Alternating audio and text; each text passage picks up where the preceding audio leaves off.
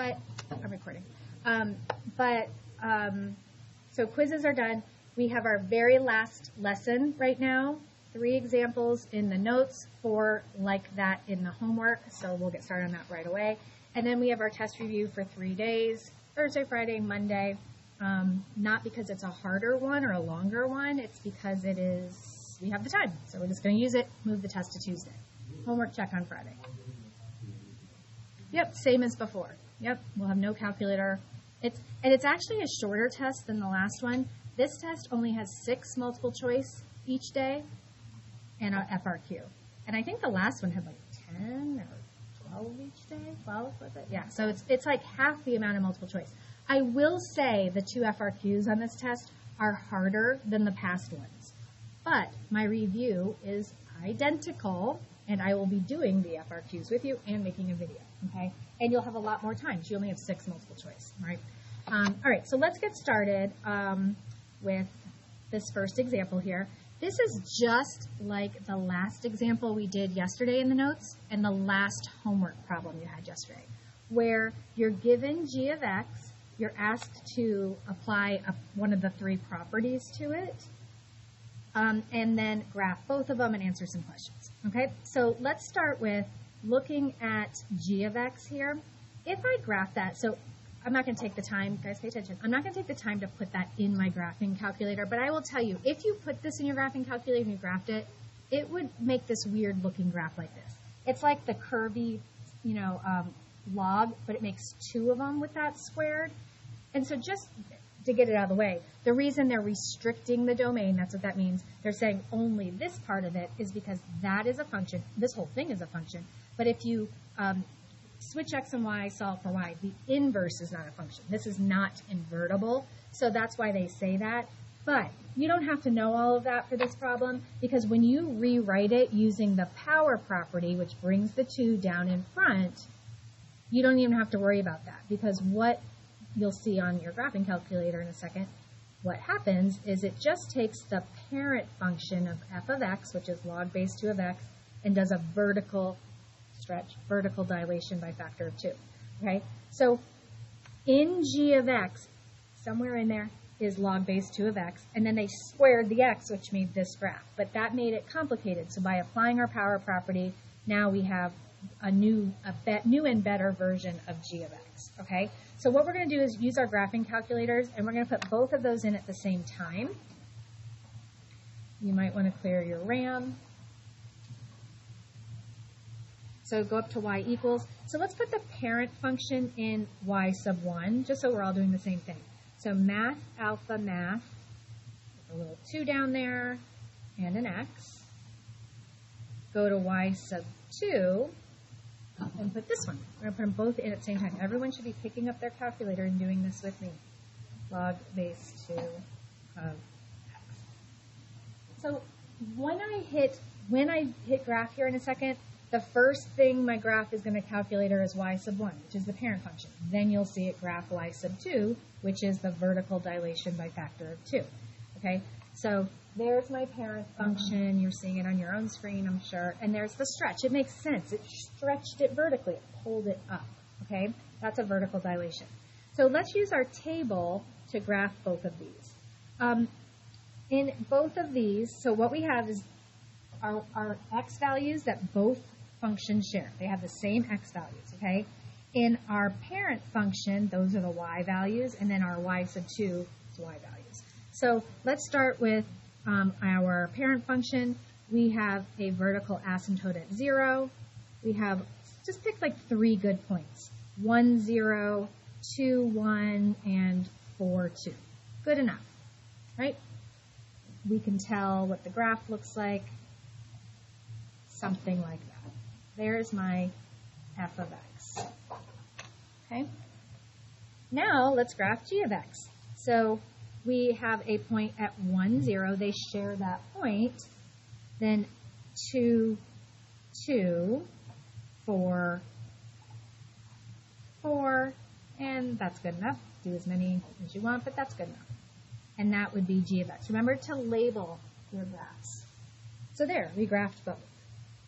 Okay? Next thing we're going to do is describe the change in output values over equal length input values. So what happened from f of x to g of x is we had, let's just write it like this. The y values are a vertical dilation by factor of 2. Okay? And we're going to add one more thing in here on all of these problems, and that is we're going to write the XY rule. Because it's really, I love having you guys write XY rules, because you can do all of this pretty much without understanding what the heck we're doing. Your calculator's doing a lot of the work for you, okay? But by giving me the XY rule, it tells me you know what happened from our parent function to our transformed function. So between these two, the only difference is that 2 in front. And I think you guys remember that that's a vertical dilation by factor of 2. I mean, we just said it, but, what if we didn't? And so that anything that has to do with vertical has to do with the y value. So your x values didn't change. As you can see, they share the same x values. But if you look, all of your y values are multiplied by 2.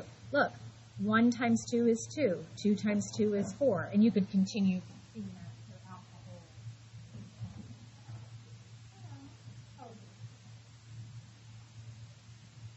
Welcome. Okay, so that means all the y values were multiplied by 2. Okay, a dilation is multiplying that x or y. All right, so that's our first one. Guys, when you get to the homework, problems 1 and 2 are just like this. Same exact types of questions, problems 1 and 2, okay? The second 2 problems in your homework, there's only 4 problems. 5 and 6 are going to be like these 2, and we're going to do both of these examples. So here we're graphing a natural log graph. No big deal, it's still a log. We're using our graphing calculator, okay? So here's your parent function, outlier, okay? And then they threw a whole bunch of stuff in there, right? There's a negative, a 2, and a plus 1. What we're going to do is find the domain, and we're going to do all this stuff. So this is, I said yesterday, I forget which one. There was a question I really liked. It was really good. It covered a bunch of stuff, or maybe it was the day before. This is another one like that. I really like how this is covering so many things again and again and again. So we're going to graph this here in a second. And I have always told you guys, if you have a graph to work with, that's the easiest way to find the domain and range, okay? But I want to remind you that we have had a problem in this unit just a few days ago, yesterday, I don't know, sorry, where to find the domain without a graphing calculator, without the graph, you just set the x plus 1 greater than 0 and solve. That's your domain, okay? So just using that little skill, we could see that our domain would be from -1 to infinity, right? All the numbers greater than -1.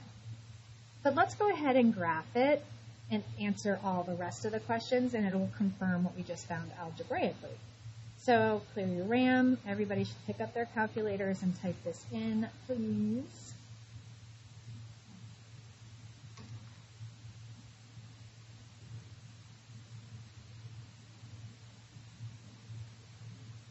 Just that one. We don't have to do the parent function too. It just says to graph f.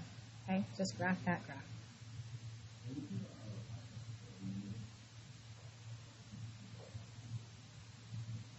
Right here, right below log. Right. So we can graph it. It's good to get an idea of what it looks like. Okay, looks a little different than the last one. Why? Well, remember, there's a flip in there, so it's going to change things. Okay. Now, let's look at the table of values. Let's find our asymptote. I think it should make sense to you guys that the asymptote is at -1. Remember, sometimes you can't just trust this, but looking at what this is, there's no number that you would have to divide by or anything. Your asymptote starts with your domain number, right? -1, we have an asymptote, and there's only really one good point at 0, 0. This happens in natural log graphs, we talked about it before, and exponential graphs. We get lots of decimals. So in this situation, I would just say, use your picture to guide you with the rest of the points. Now, the question I usually get, so let's talk about it, is why on my graphing calculator don't I have all those other points? Why does my graphing calculator stop there? Well, our graphing calculators are wonderful. They do a lot for us. They support us a ton in this class, but they do have limitations. And I don't know what the technical word is for it, but like the pixelation maybe is what comes to mind. Wherever the asymptote is, as your graphing calculator makes these points, however it does it, as the calculator makes those points, as it gets closer to the asymptote, it can't make them teeny tiny like we know they are. So it has a limitation. But we should be able to use our knowledge of log graphs, that they're curves, they're continuous, they have arrows on both ends, to know, okay, somewhere in there, I bet you I'm getting really close to an asymptote, which you are, and that's why my graph just kind of quit on me, all right? But that's where that graph is. So you can see, there's your domain of -1 to infinity. What is the range? All of them, right? All the numbers. There's nothing preventing us from going up and down without bound forever. We have a vertical asymptote, that's x. You have to get that right. You can't write y. Remember, Bax, VA, that's a vertical line, so it should be x. Intercepts can be any point on the x-axis or y-axis, or both, or neither. And in this case, we just have one right here at the origin. Here's a question, oldie but a goodie. It comes up constantly. It's way back from like section 1.1, 1.2 that we did way back in August. College Board loves to ask you guys about concavity. What is the AROC doing? What is the function doing? Let's start with concavity. What would you guys say this one is? Concave up, right? Now here's one we haven't talked about in a while. Is the rate of change also known as the slope? Is it increasing or decreasing? I or D? Which one, Zach? Decreasing?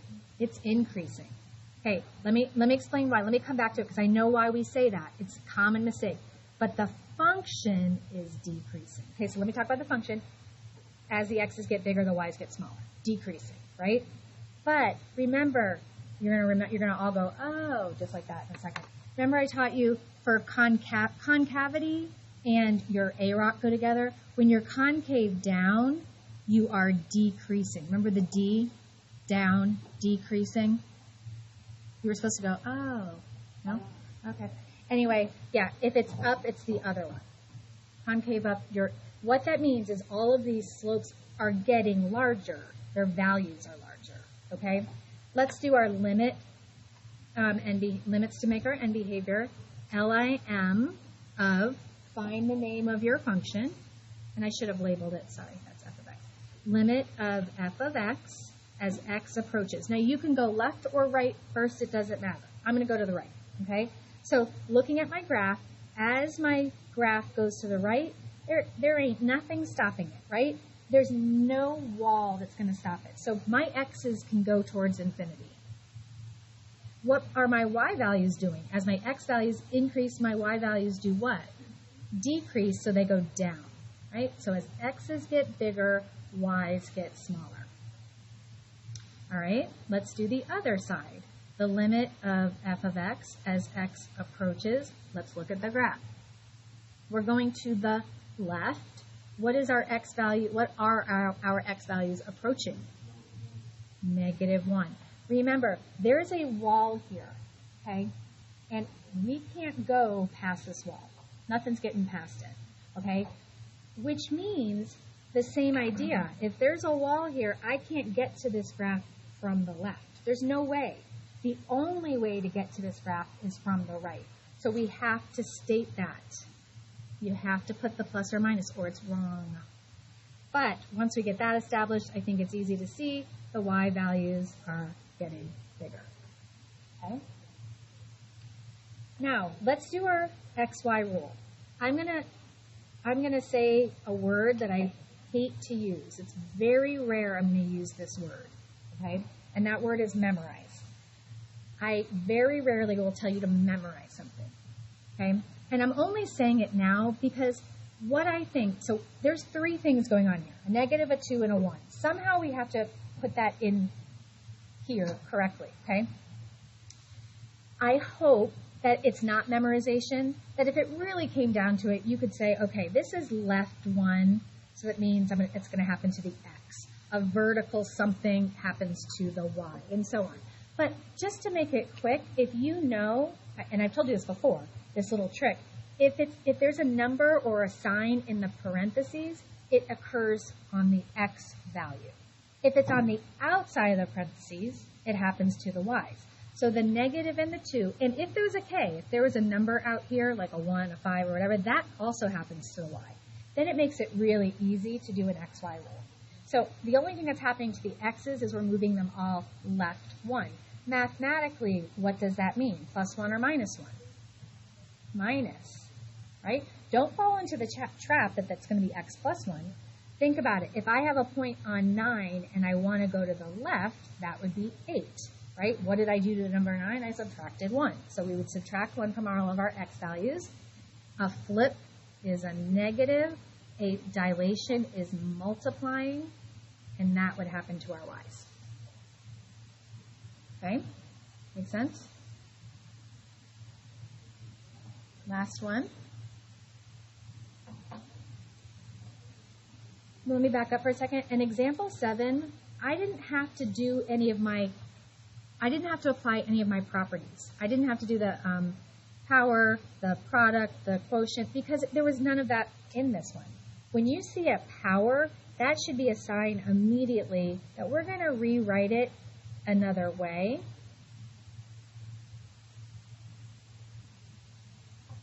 It makes the problem a lot easier. Plus, it's going to be something you have to do anyway. Okay? So, finding the domain. Again, I'm going to do it by hand first as a review. So, if we were not using a graphing calculator, I would say 3 minus x has to be greater than 0. Subtract 3. Negative x is greater than negative 3. Divide by negative 1. And don't forget, when you multiply or divide by a negative, your inequality flips. So understand what that means. Your x values are from negative infinity to 3. It's the only way you can write it. Negative infinity to 3. That's what that means. All the numbers less than 3. We will back it up with our picture here in a minute, but we have to know how to do it by hand too. Right? So let's go ahead and put that in our graphing calculator. This one, the fixed one. 2 natural log 3 minus x.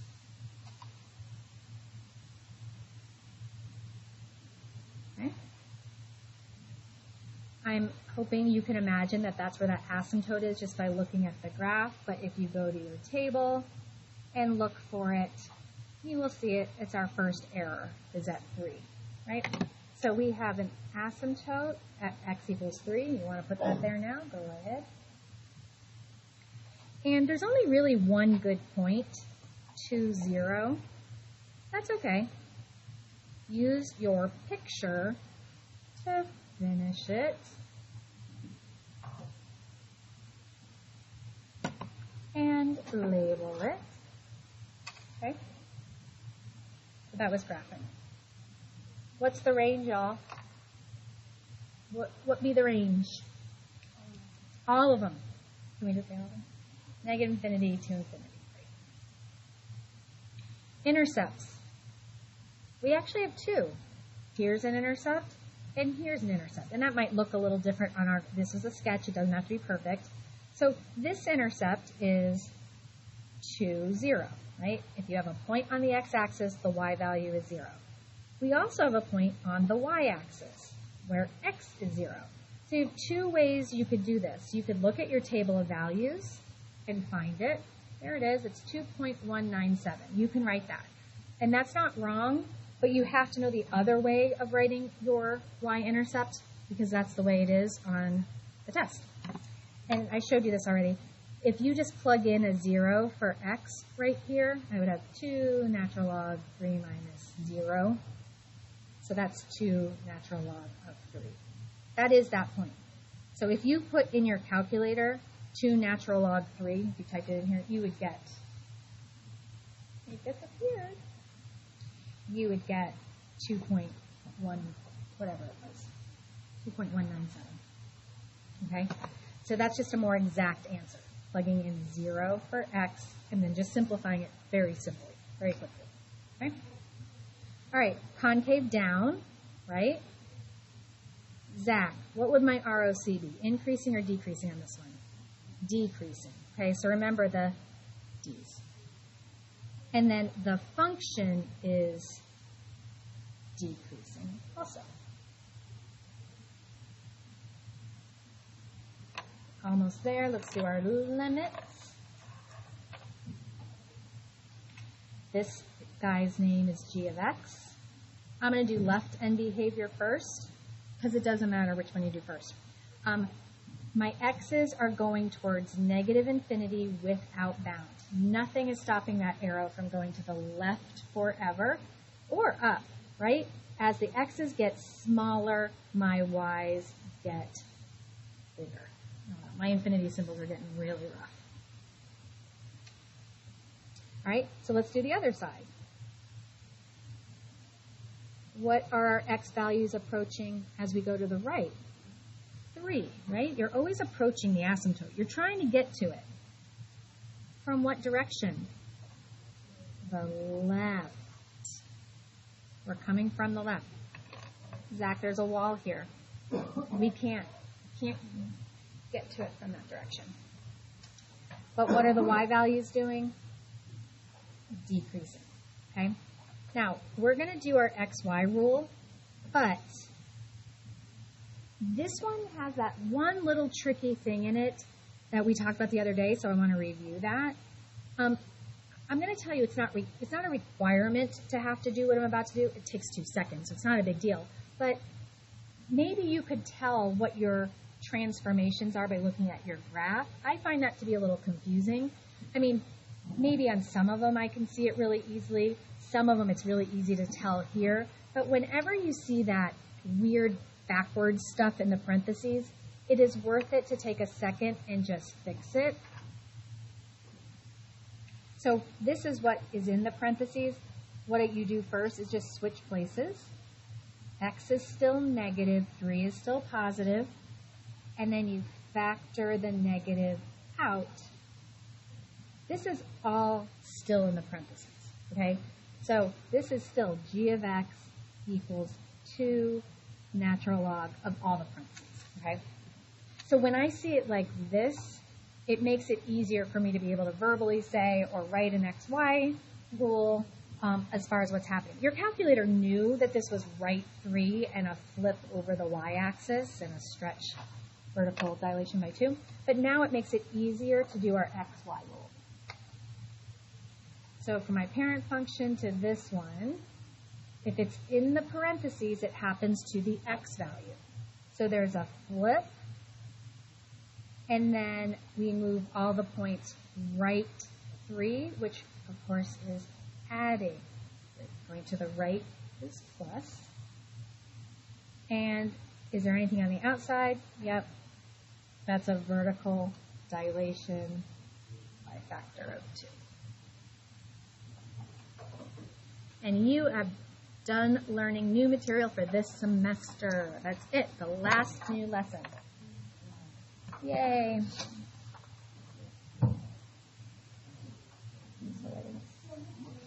Uh-huh.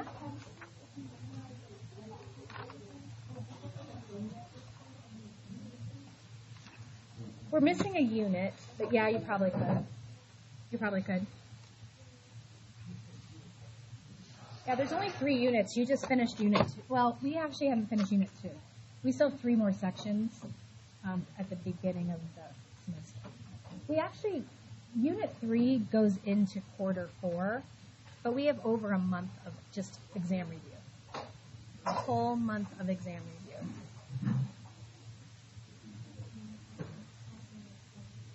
Please write it down. It's already on Canvas, by the way. Hey guys, I already put it on Canvas, so if you have your laptop, it might be easier to pull it out than try to look up here. Do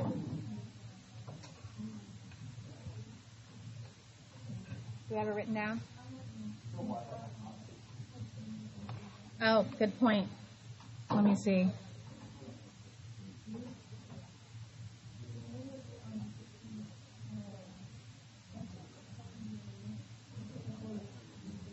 Okay. Yep.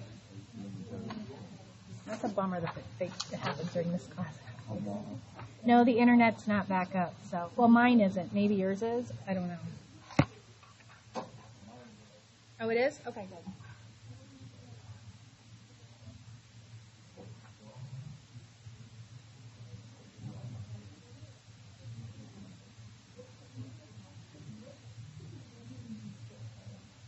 Guys, don't forget number 1. It's a radical. You write it as a fraction exponent, then it comes down in front. Okay? Don't forget about what we learned yesterday.